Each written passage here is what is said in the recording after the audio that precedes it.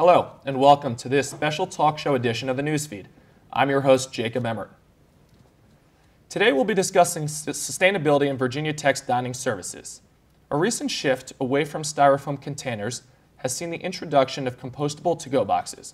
This, combined with an initiative to push reusable water bottles and to-go containers, marks a notable push by the university toward greener dining. In addition, Virginia Tech has set a new local standard in its dining halls, budgeting more money for the purchase of local foods than ever before.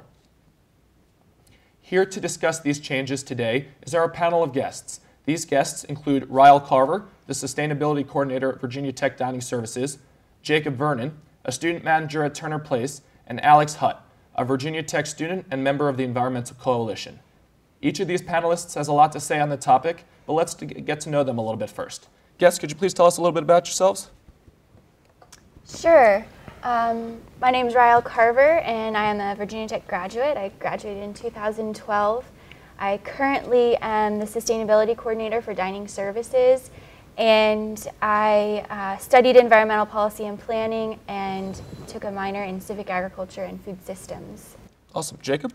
Yeah, I'm Jacob Vernon. I'm a student manager at Turner Place. I'm a student here. My major is communication and history, and I'm looking forward to next year taking a salary position at Turner Place, so that'll be a good thing. Thank you. And Ms. Hutt? Hi, I'm Alex Hutt. I'm a sophomore studying industrial design with a minor in leadership and social change. I'm currently a residential advisor for Cochran Hall, and I'm also a member of the Environmental Coalition. Awesome. The hazards of styrofoam have been drilled into our brains since we were young, but some of the statistics bear repeating. Of course, styrofoam sticks around for generations. Scientists speculate that most styrofoam will take at least 500 years to decompose, though no one can say for sure yet.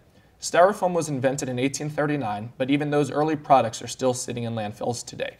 Additionally, a 2-decades-old report by the EPA shows that producing styrofoam is 1,000 times more impactful on global warming than carbon dioxide. Combined with multiple health risks, styrofoam is seen as an unsustainable option. All that being said, styrofoam is very cheap, and when servicing as many consumers as Virginia Tech does on a yearly basis, purchasing styrofoam containers can save a lot of money. Would you mind talking about a little bit about the cost of styrofoam versus the harm on the environment? Sure. Styrofoam is a type of plastic, and when we're talking about the sustainability related to foam, we're thinking about what's going into it and then also how it's going to be thrown away. Foam, it's been used for years, and that's partly because it is so cheap. It's something that's it's affordable for restaurants and dining services, but we have to think about how much it's impacting our landfills. Where's that going? It definitely takes up a significant volume in our landfills currently. Ms. Carver, as a member of the Environmental Coalition, Ms. Hutt, I apologize. I'll ask this next question to you. Students today seem to care much more about environmentalism in general than the past generations have. What role do you think the informed nature of modern students has on that? Why do you think there's a general greater push towards environmentalism among students? I think a really big reason is just like environmental justice tying in with social justice. So when we don't have these environmental justices being taken care of for ourselves, like styrofoam, for example, which is known to cause cancer and other problems, and it pollutes our world, it's just not fair to students. So I think a lot of people are just changing their perspectives just so that they can have a better life overall and give a better life to their kids.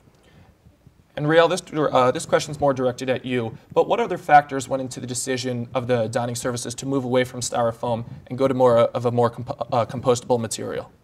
Foam has been the #1 complaint from students since I started in this position, and I would bet since even before then.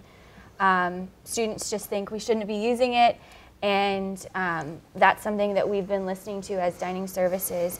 The biggest kind of obstacles and challenges have been the cost, and then also the infrastructure as far as making sure that those compostable containers are actually composted once they're done.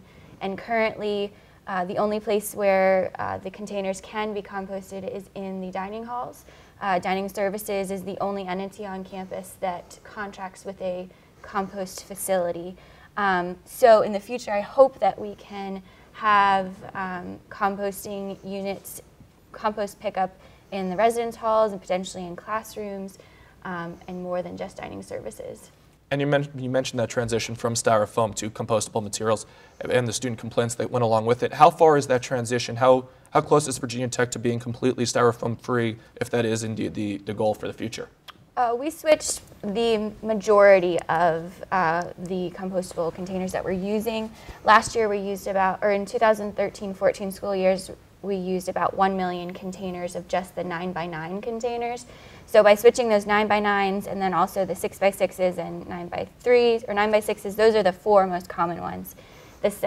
After that, we'll start looking at our coffee mugs at Dietz Place. And then there's some foam soup cups at West End currently, but it's significantly, by switching those 4 containers to compostable, it significantly changed the amount of foam on campus. And Jacob, let's get you involved here. There's a long-standing rumor in the community that the town of Blacksburg isn't as good as it should be at recycling, and that trash, recycling, compost bins all go to the same place. As a student manager in Lavery Hall, how accurate would you say that is? I can't really say anything about the rumor because I have no idea about it.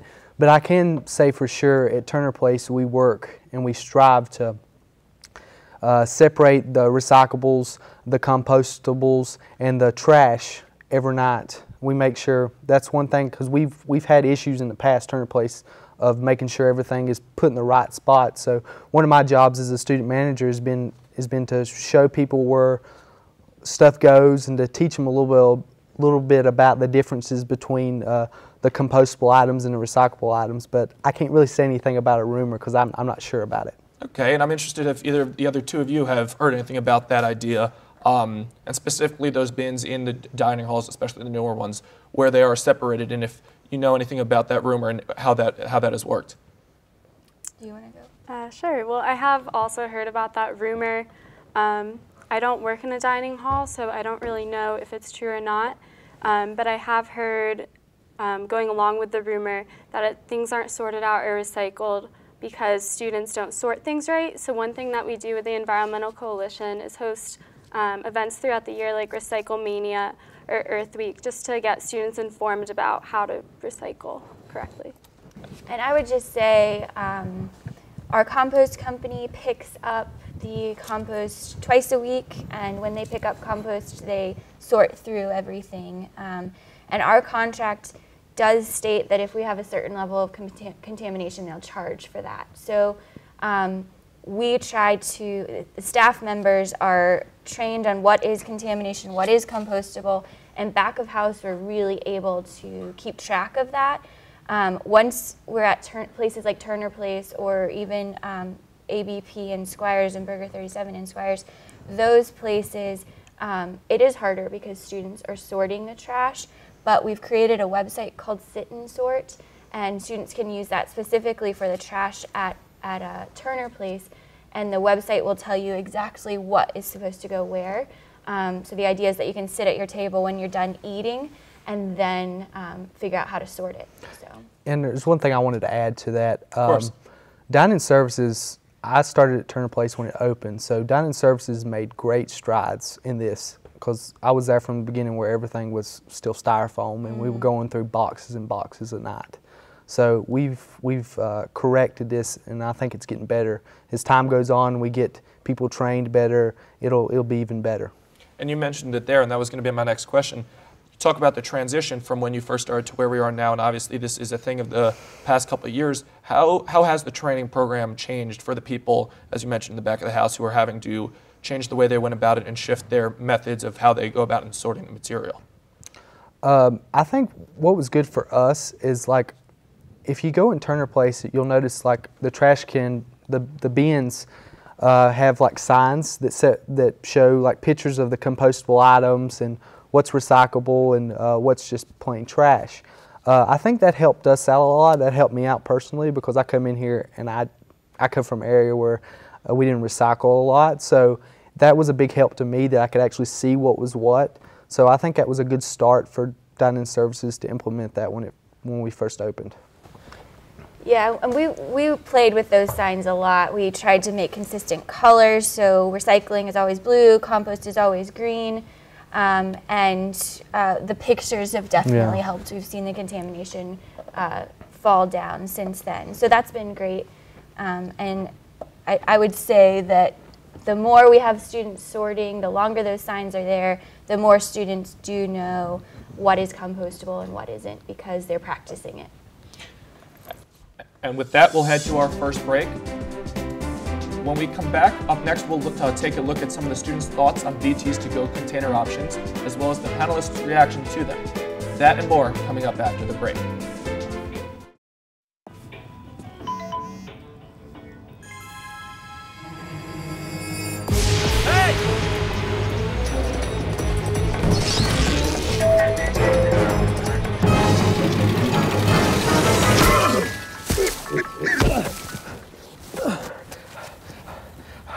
So, same time next week? Well, of course. Put away a few bucks, feel like $1 million. For free tips to help you save, go to Feed the Pig. Welcome back to this special talk show edition of the Newsfeed. I'm your host, Jacob Emmert. Just before the break, we discussed the hazards that styrofoam presents to the environment and what led Virginia Tech Dining's decision to transition away from it. Also, we talked a little bit about the actual recycling process in Blacksburg and at Virginia Tech. But now we're going to spend some time looking at Virginia Tech's reusable products, specifically the to-go containers and Camelback water bottles. Here with us again are our three guests: Sustainability Coordinator Ryle Carver, Student Manager Jacob Vernon, and Environmental Coalition member Alex Hutt. One of Virginia Tech's biggest introductions in the last several years has been that of reusable water bottles and to-go boxes. Using their meal plans, students can purchase reusable to-go containers at West End and Camelback water bottles at almost every dining hall. However, when we asked students on campus about the program, there seemed to be a lot of confusion and misunderstanding about the reusable initiative and how it really works. Newsfeed reporter Allison Liebold went to Squire Student Center earlier and asked students about their thoughts on reusable containers. I don't think that many people are going to utilize it because it involves having something extra that you have to think about and carry around, and people like the idea of just kind of like getting your food, eating your food, and being done with it, being done with the utensils, being done with the plate, being done with the to-go container and whatever. So I like it because it really is. I'm environmentally friendly, but I don't think that many people are going to use it. Right by like in West End, there's one right by the pasta place. You put your token in and it gives you your new to-go container, I guess. Mm-hmm. But I think it's just kind of a hassle, opposed to if they had them behind where all the other containers were. Mm-hmm. But no, I think it's a great movement. Plus also the not using styrofoam anymore. Mm-hmm. I was so sick of all the styrofoam seeing it stacked up on top. I think that the to-go, the sustainability, that should be more out there, because I didn't really know about either of the water bottle or the containers. So I think we should, if we want to do the sustainability thing, we should get it out there, get the information out there first, because I didn't know. All right, so you guys all heard what they had to say, and obviously you all bring a slightly different opinion about the subject. So I'm interested, let's just go around and hear what you all have to say about the students' reactions. Well, I'm excited to hear that the students are at least excited about the programs and think that environmentally related programs are important to our dining services program. I'm not surprised that people don't really know about the reusable to-go containers at West End, because it is just at West End right now. So we do have hopes and plans to expand it to Owens.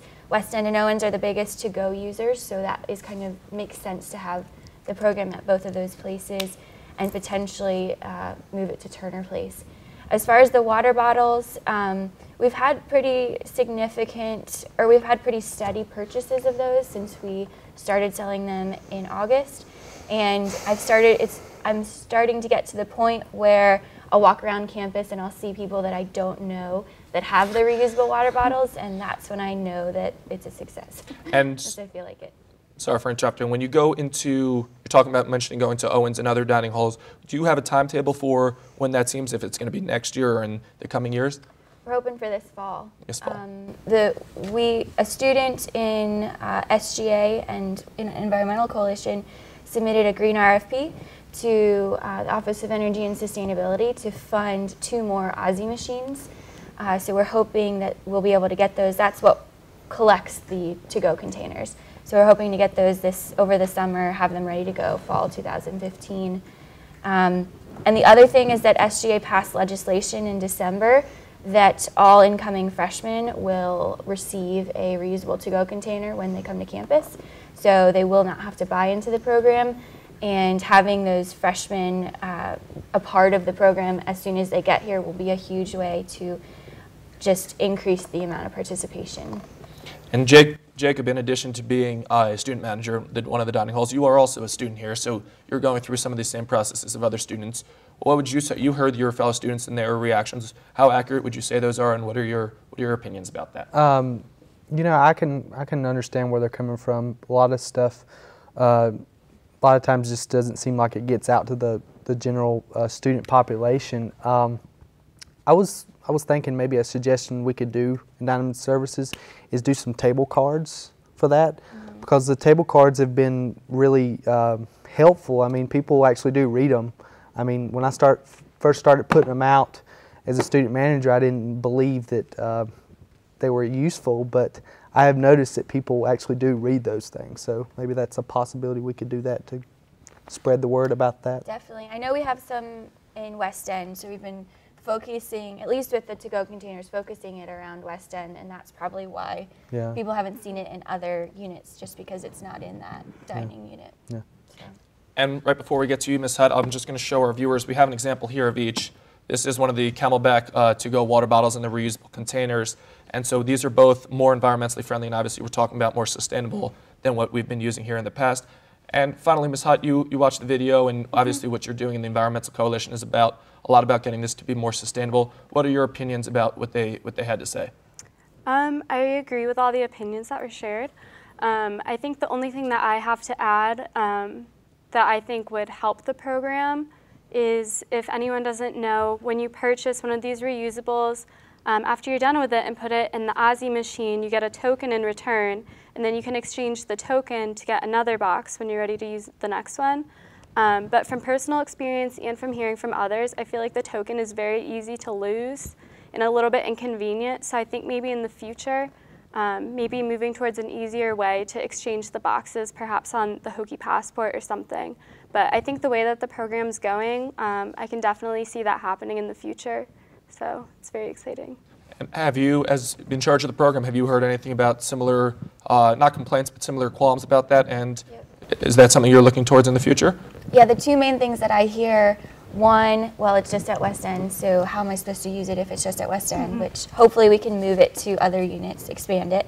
And two, that they lose their token. Yeah. So I've been in touch with the company that makes the Aussie machines to figure out if we can get a card reader option on the machine that might sync in with Hokie Passport. I'm hoping that I can figure out those details before the fall. But yes, I've heard that for sure. And let's talk a little bit about, I'd like to talk a little bit about how students go about purchasing these. To buy a Camelback water bottle, students have to spend about $12 from their meal plan. A normal water cup in a dining hall costs only about 5 cents. So students would have to use their water bottle about 240 separate times to make up for the cost. Also, students pay for the first time they receive a reusable to-go box. How can the university convince students who are trying, maybe not the penny pinching students, trying not to spend as much, that they are the best way to go about it is by purchasing these objects? Well, I'd say, well, first of all, I'm pretty sure the water cup is closer to 10 cents every time you use it. So when these water bottles are used, though, you get a discount on the soda, and also you don't have to pay for water. So there is some savings, but I think some students just think they look cool, and I think that's fine, you know, if we're able to catch the attention of people and kind of make this a neat thing to have, we'll have a little bit more interest in it. And that's kind of what I've always thought as far as sustainability, is that you have to turn campus into a place that has a culture of sustainability, so students are talking about it, it's just kind of the norm. And I think when students see more of these green containers around, they'll think, what is that? Where can I get that? And start asking the question of what that is. So. And if I'm not mistaken, these sustainable to-go boxes are only, you can only use them right now in one dining hall, is that correct? Correct. Only in West End right now, but as I've said, we'd really like to expand it. Owens would be second, Turner would be third, and those would be the main places that would use it. Awesome. Well, that's all we've got for this segment, but after the break, we'll talk about Virginia Tech's recent local initiative and just how local that really is. That and more coming up next.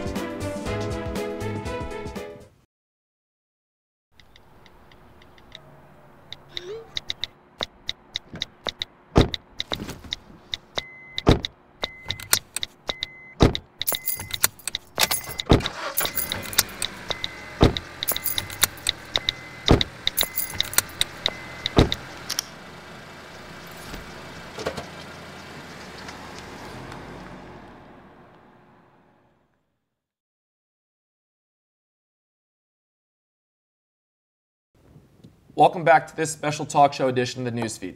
I'm your host, Jacob Emmert, and we're analyzing the sustainability of Virginia Tech's dining practices. Before the break, our panel reacted to students' thoughts on environmentally friendly options at Virginia Tech's dining halls and looked at other ways to promote the school's reusable program. Moving away from the dining halls a bit, we're now going to discuss the food itself and where it comes from. Recently, Virginia Tech placed a heightened emphasis on purchasing local food for its dining centers. However, the school defines local as anything within a 250-mile radius of Blacksburg, which is a fairly wide area. Moreover, the university only set aside about 13% of its food and beverage budget last year to purchase local food. In other words, 87% of all food purchases at Virginia Tech Dining comes from at least 250 miles away from campus. I'm curious, Ms. Carver, how you can how is that a focus on local when so much of a majority of it is coming from 250 more miles away? I think we have to think about the progress that we've made since we started purchasing local. Last year we were at 10.9%, before that 6.8%. So we have made some big jumps in the last couple years, and the way that we've done that is by picking out some specific things that we can target to increase our local food purchases. I know that on the table right now we're looking into including some more sustainable seafood options, and if those are Monterey Bay Seafood Watch Best Choice, we can include them in our local food percentage. If it's Marine Stewardship Council certified, we can include that in the local food percentage. And the other thing is that the local food percentage is set forth by ASHE, which is the Association for the Advancement of Sustainability in Higher Education. So schools across the nation are using that 250-mile radius as a standard, and that's how we can know that our 12.9% is measured the same way as Florida schools or California schools. And the other thing is we have to think about how Blacksburg is not really it's not as warm as California or Florida, so we're just kind of working with our season. Okay, and Alex, I'm interested in your opinion on that, on how you could say it's only 13% of the food is coming, but there have been notable steps from the past, so it's more than it has been in recent years. Yeah, I mean, it's great to hear that the number's rising, and I think too, just like word of mouth is the best way to find out about new things. So I know if I purchase something from Farm and Fields at Owens, which is mostly local and organic food, other people take notice and then they want to go buy it. So it's just kind of like continuing to fuel that chain where more people want to buy those types of food. And I think, you know, once people buy more of it, it's in higher demand, and I think the school will continue to purchase more of those local foods. And Jacob, I was just wondering if you have, as a manager, if you have anything about that you'd like to add. I like the fact that we're working towards, having more food that is local, because I think it brings an extra oomph to the product we're giving to our students and faculty and visitors. It's the idea of it being homegrown is a good concept to me, and I think people will, once they realize that, start realizing that we're trying to do more of that, then I think things will pick up more. And with that being said, Virginia Tech has its products that it's growing itself, whether it's the Homestead Creamery ice cream at Dietz Place or food from the nearby Kentland Farms, excuse me. And there seems to be a push amongst Virginia Tech Dining Services to try and promote these foods that they're growing locally. Would you say that's fair? And is Virginia Tech trying to promote these foods more so than maybe others because they are growing it themselves? Well, Virginia Tech is a land-grant institution, so when you look at the amount of land that we have around us, the expertise that we have at this school, it just makes sense to be trying to close those gaps and make the connections between local farmers that went to school here, Virginia Tech land that we can grow on. Making those connections really, I think, is just a cool story to tell. At Kentland Farm, we started out at about a 1/4 acre that we were growing on. Now this past season, it was 6 acres. So you know, it's been a growth. We've started having some classes out there. The Sustainable Agriculture Practicum is out at Kentland, and students can sign up for that and basically help manage the farm on a weekly basis. So I think that we're trying to incorporate as many things as we can so that students are aware of what kind of programs we're doing. And you mentioned a couple answers back about how Blacksburg may not be the best place locally to grow food. It's not California, it's not Florida, so maybe the climate and the environment isn't the best for it. I'm interested, since so much of the Virginia Tech's growing season and locally is in the summer, but preserving organic food and naturally grown food is so important, I'm curious if there have been challenges associated with that and keeping the food that maybe to make it last and keep it fresh for when it's being served to Virginia Tech students. Yeah, we have to be very smart about what we grow. This past season, we grow specific crops to be processed, so we have freezing equipment. And in the summer, we will blanch and freeze broccoli and corn and basil and really whatever we can. Since we have staff in the summer that kind of need to be doing something, that's something we can get them to do. We also just installed a hoop house, a high tunnel at the Urban Horticulture Center, which is a piece of land on Price's Fork that the Department of Horticulture runs. That high tunnel has been growing salad greens that are being served in Owens tomorrow, probably. They just came in yesterday and washed this morning and sent over to Owens today. So it's the middle of March and it's cold out there, but we're able to grow salad greens because we have this high tunnel structure. And Alex, I'll ask you this. Looking to the future, in what direction do you see sustainability for Virginia Tech Dining Services, and what kind of programs would you like to see the university putting in place going forward? I just think it's more of a continuation of the programs that we currently have in place. The reusable to-go container program, I can just see that taking off as soon as we make a few more adjustments, like using the Hokey P to purchase it and change it out. And then I just can see with the success of Farm and Fields in Owens and the purchasing of other local foods, I just see dining halls where almost all the foods are grown locally or are organic or sustainably grown. Well, we're short on time here in the last couple of minutes, but real briefly, I was interested if you had, and all of you, just real quickly, any brief final thoughts about this conversation we've had today. Jacob, let's start with you. I think it's an important issue that Virginia Tech is getting better at as far as sustainability, and I think in the future we're going to probably be one of the leading campuses in the country with that. Ms. Carver, real That's quickly. great to hear, and I'll just say that Virginia Tech Dining Services has been ranked #1 in the nation a couple times, and my goal is for the Dining Services Sustainability Program to be as well known. And I think we can get there, and with students interested in it, we definitely can get there. And finally, Alex? I can just see, well, I mean, our whole motto for our school is invent the future, and we have tons of smart kids here, so I just think that hopefully by watching this, more people will get the information that they need and they can begin to be making smarter decisions about what they're eating and how they're using different programs. Well, I'd like to thank you all for joining us today, and it's been a very good conversation. That'll wrap up this special talk show edition of the Newsfeed.